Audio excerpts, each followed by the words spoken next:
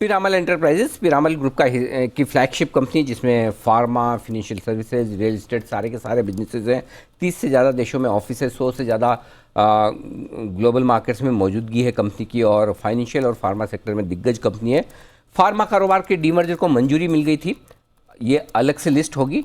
और साथ ही एक बड़ा एक्विजिशन पिरामल एंटरप्राइजेज ने किया है सितंबर 2021 में DHFL का भी।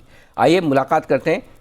पिरामल एंटरप्राइजेस के चेयरमैन अजय पिरामल साहब हमारे साथ कार्यक्रम में शामिल हो रहे हैं, जो कि 1984 से कंपनी के साथ जुड़े हैं। मुंबई यूनिवर्सिटी से साइंस ऑनर्स में आपने बैचलर्स किया है, Jawaharlal Bajaj institute of management studies से मास्टर्स भी किया है, हार्वर्ड बिजनेस स्कूल से एडवांस मैनेजमेंट प्रोग्राम किया है, MIT यूनिवर्सिटी से DPhil, और साथ ही IIT इंदौर से आपको डॉक्टर ऑफ साइंस की ऑनररी पदवी भी मिली है। पिरामल साहब, बहुत बहुत स्वागत है। धन्यवाद सर जी बिजनेस के लिए समय देने के लिए। सबसे पहले आपको बधाई। 12 अगस्त को NCLT की तरफ से आपके डीमर्जर को मंजूरी मिली है, फार्मा बिजनेस और एंटरप्राइजेस बिजनेस जो आप अलग अलग करना चाहते हैं। ये बताएं सर, इस मंजूरी के क्या मायने हैं, और क्या इसके बाद और कोई अप्रूवल आना बाकी है या सारी अप्रूवल्स आ चुकी है सर?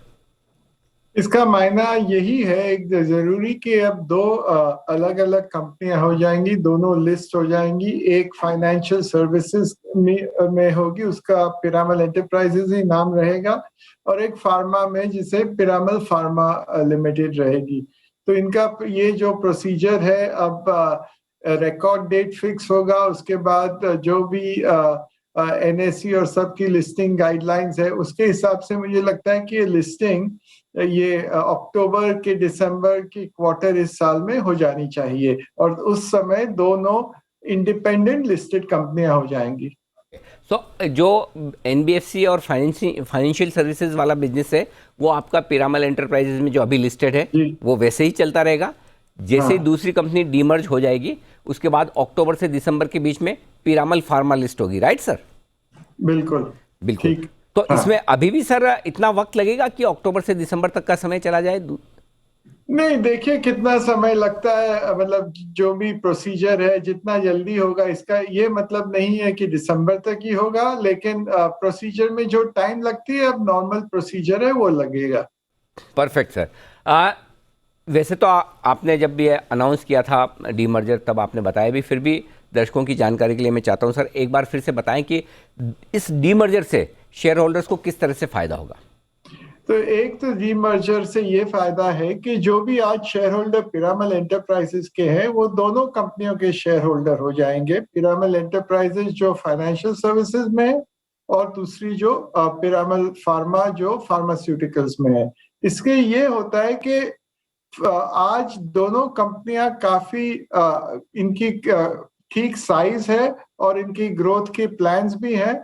और जिस इन्वेस्टर को, कई ऐसे इन्वेस्टर होते हैं उनके सिर्फ एक ही सेक्टर में इन्वेस्ट करना हो, चाहे वो फार्मा हो या फाइनेंशियल सर्विसेज, इसलिए उनका चॉइस रहता है कि आपको अगर दोनों में रहना है तो दोनों में रह जाइए, अगर एक में रहना है तो एक में रह जाइए।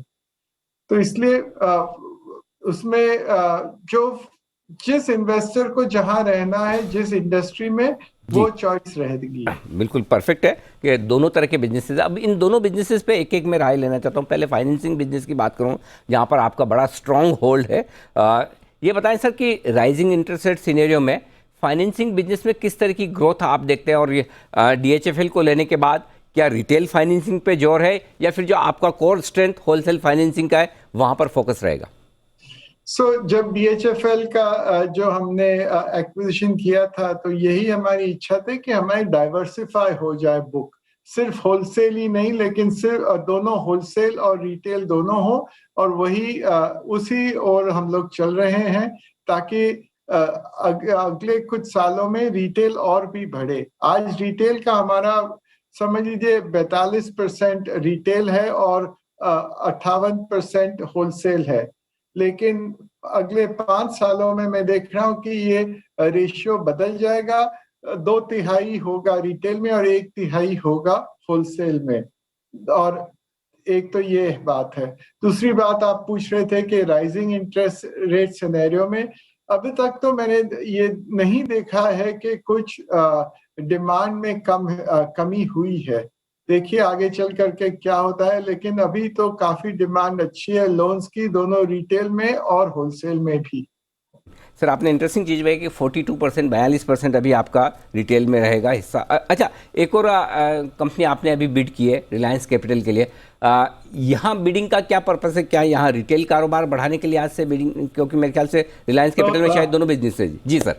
नहीं, पहले तो अभी तक कोई बिडिंग की हुई नहीं? नहीं है। अच्छा, ओ सॉरी।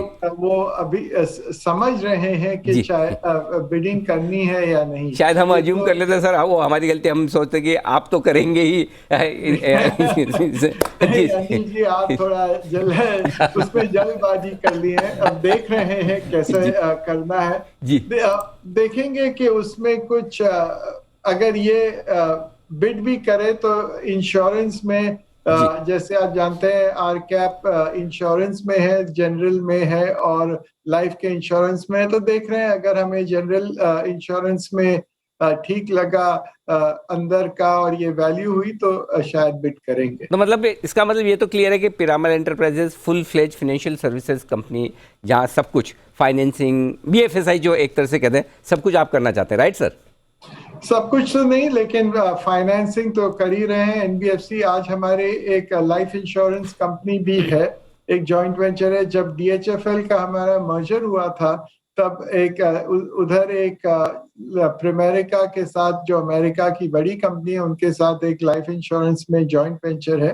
तो इतना तो है अभी। बिल्कुल और जी सर, फार्मा बिजनेस वो तो खैर आपको मतलब कहना चाहिए कि ब्लड में है, और इतने सालों से आप दशकों से कर रहे हैं। अब चूंकि पिरामल फार्मा अलग हो जाएगी, उस कंपनी में इन्वेस्टर्स कैसे देखें उस कंपनी को लेकर आपका क्या विजन है?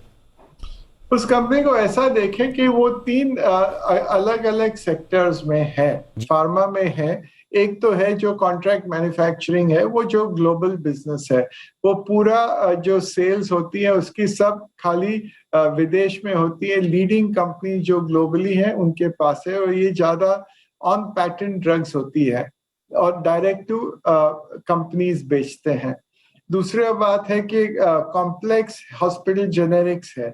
इसमें जो भी जेनेरिक्स हैं हॉस्पिटल को बेचते हैं, बट कॉम्प्लेक्स होते हैं, तो ताकि उनके केमिस्ट्री कोई डिफिकल्ट केमिस्ट्री हो या उनका डिस्ट्रीब्यूशन कुछ स्पेशल हो, वैसी तरह की प्रोडक्ट्स। और तीसरी है कि जो अपना इंडिया का प्रोडक्ट्स हैं जो ओवर द काउंटर ड्रग्स हैं। तो ये तीनों जगह में आप देखेंगे कि अब काफी डिमांड अच्छी है, और मुझे लगता है कि 15% ग्रोथ इसमें आने, कंसिस्टेंट बेसिस में आने की संभावना है। परफेक्ट। तो दोनों ही बिजनेसेस, चाहे वो फाइनेंशियल सर्विसेज का हो और एनबीएफसी का हो या फिर फार्मा का, मजबूती के साथ आगे बढ़ेंगे। बस अब इंतज़ार डीमर्जर की डेट्स आने का है। लगभग सारी अप्रूवल्स आ चुकी हैं। सर बहुत बहुत धन्यवाद, और एक बार फिर से आपको बधाई। एनसीएलटी की तरफ से डीमर्जर को मंजूरी मिल चुकी है, यानी कि आपके लिए जो भी अप्रूवल्स बाकी थी सब आ चुकी है। अब ये डीमर्जर आगे बढ़ता हुआ नजर आएगा। अजय पिरामल साहब, बहुत बहुत शुक्रिया सर आपका। धन्यवाद। Thank you sir. Ajay Piramal साहब, चेयरमैन पिरामल एंटरप्राइजेस के बताते हुए आगे की योजना डीप। ये इंटरेस्टिंग चीज़ है कि इसका मतलब ये है कि अब डीमर्जर बहुत, हम कहाँ आ गए, अगस्त में, राइट, मिड अगस्त में, अगस्त सितंबर, 1.5 महीने का वक्त है। अक्टूबर से कभी भी दोनों कंपनियां अलग अलग लिस्ट हो जाएगी, यानी कि अब आपके लिए डीमर्जर होकर लिस्ट होने में ज़्यादा वक्त नहीं बचा। स्टॉक के लिए डाउन साइड रिस्क खत्म हो गई। अब हमने स्टोरी सबसे पहले डीमर्जर की स्टोरी, मेरे ख्याल से उस बात को 6 महीने से ज़्यादा हो थोड़ा गया, ज़्यादा 5-6 महीने हो उसके गए। बाद कुछ और नॉन कोर एसेट्स भी इन्होंने धीरे धीरे करके बेचे, और बहुत स्ट्रॉन्ग पोजीशनिंग कर ली है। तो अभी जब पिरामल साहब को सुना तो पता चला कि 48% बुक इनकी, सॉरी 42% बुक जो है वो रिटेल की हो गई।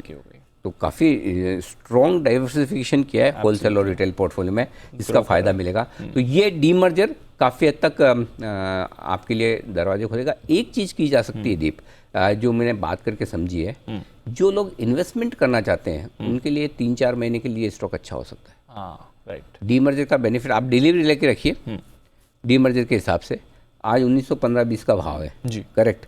अगर आप डिलीवरी लेकर छोड़ देते हैं तो आपको दोनों कंपनियां जो डीमर्ज होकर लिस्ट होगी, ओवरऑल वैल्यू जो निकल कर आएगी, आपको अच्छा प्रॉफिट बनेगा। और रिस्क एक ही है मार्केट की, जो हमेशा होती है, तो ये लो या कोई भी लो, वो तो तो उस केस में आपको ये करना चाहिए कि आधा अभी लेना चाहिए और आधा जब डेट अनाउंस हो जाए, रिकॉर्ड डेट, तब राइट, तब आधा ले लीजिए, क्लैरिटी आ जाएगी, ताकि आपके लिए रिस्क कम हो जाए। Correct sir. है ना। सो बट ये एक अच्छा इन्वेस्टमेंट का मौका दे सकता है। मार्केट रिस्क अपनी जगह है, मार्केट अगर 500 पे निफ्टी चला जाए तो 100 रुपये 150 रुपये ये भी गिर जाए तो बड़ी नहीं बात कर नहीं, सकते। वो तो अपनी जगह है। बट अदरवाइज अप्रूवल सारी आ जाना ये एक इंटरेस्टिंग और पॉजिटिव चीज़ है इस कंपनी के लिए। जी बिल्कुल। तो चलिए, बड़ा डेवलपमेंट चोपड़ा साहब से भी एक बार राय लेते हैं। बिल्कुल चोपड़ा साहब, पीरामल आपकी राय सर, स्पेशली इस डीमर्जर के बाद। देखिए, दोनों बिजनेस अलग अलग हैं, दोनों के रिस्क अलग अलग हैं।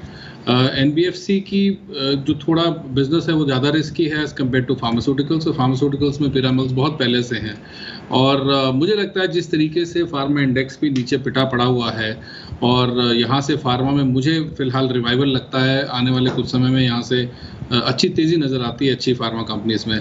तो दोनों पोर्टफोलियोज डिरिस्क हो जाएंगे और अपने अपने स्ट्रेंथ्स पे ये लोग काम करेंगे। किसी दूसरे वर्टिकल का बोझ, ना फार्मा का बोझ एनबीएफसी पे आएगा, ना एनबीएफसी का बोझ फार्मा पे आएगा। अभी तो फिलहाल दोनों ही ड्रैग हो जाते हैं। जैसे आईटीसी में हम कई बार देखते हैं बिजनेसेस बहुत सारे हैं, मगर कभी सिगरेट्स में एक्साइज बढ़ जाती है तो पूरा का पूरा स्टॉक ही नीचे आ जाता है।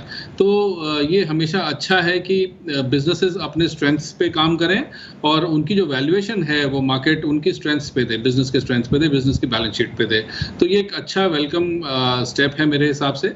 और पीईएल के बारे में अगर आप मुझसे पूछें तो मेरा ये मानना है कि ये स्टॉक दमखम रखता है 2500-2600 जाने के लिए, और ये डीमर्जर के बाद तो और अच्छी पॉसिबिलिटीज खड़ी हो जाएंगी। ये है आपके लिए पीरामल एंटरप्राइजेस पर राय चोपड़ा साहब की तरफ से भी आती हुई दिख रही है इस वक्त।